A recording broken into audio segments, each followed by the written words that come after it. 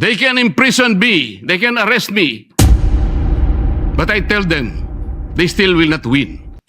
Itaga nila yon sa bato. Madam President, kaya po ba nila kong ipakulong? Kayang-kaya po nila. Nagawa nga po nilang umimbento ng krimen laban sa akin. Kamakailan lamang po, hindi pa nagtatagal, dito rin sa bulwagang ito, somebody said, sometimes you need to bend the law to be able to please the people.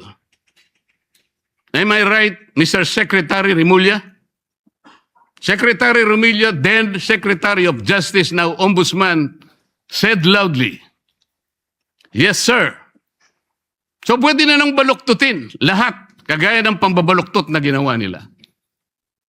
Pero sinasabi ko, Madam President, they can imprison me, they can arrest me, but I tell them, they still will not win. Itaga nila yon sa bato. I do not fear imprisonment. I fear a country where freedom itself is imprisoned. I fear a republic where legal processes are twisted into weapons, where dissenting voices in the Senate are mechanically trimmed down, and where the rich and the powerful elite manipulate institutions so that only their chosen voices may be heard. While others may refuse to speak because of threats, I will not. Madam President, before ending, let me share the declarations of our Lord God in Isaiah 54:17. No weapon forged against you will prevail. You will refute every tongue that accuses you. This is the heritage of the servant of the Lord.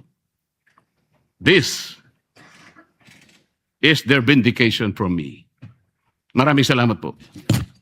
And so I say this, to those who believe that cases can frighten us, that accusation can tame us, that pressure can make us forget the oath we took before the people, you have misread the Senate, you have misread the Constitution, you have misread me. May I repeat, I will answer this complaint in the proper forum, calmly, firmly, and with evidence. I will sit in impeachment proceedings with conscience, impartiality, and due regard for the record. I will pursue the examination of flood control anomalies with courage, fairness, and determination. I will not allow public funds meant to protect our people from floods to disappear into the hands of those who already have too much. I will not allow the greatest theft of our time to be buried under intimidation. Even if I am the only one left standing, I will stand.